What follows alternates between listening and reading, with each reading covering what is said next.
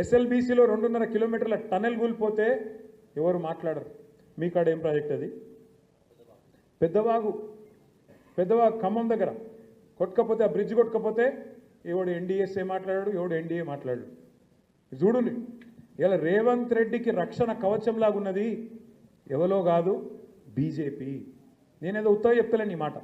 లేకపోతే మేడిగడ్డల పర్రె పట్టింది అని రేవంత్ రెడ్డి అనగానే తెల్లారే వరకు వాడొచ్చి వాలిపోలే గద్ద లెక్క బీజేపీడు.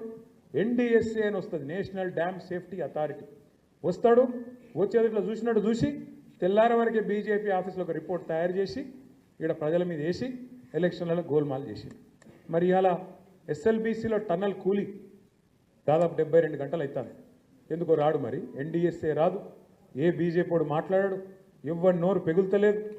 కిషన్ రెడ్డి మాట్లాడాడు, బండి సంజయ్ ఆ అన్నాడు, ఊ అన్నాడు. ఎందుకు, ఏమొచ్చింది ఇబ్బంది మీకు? ఎందుకు మాట్లాడతలేరు?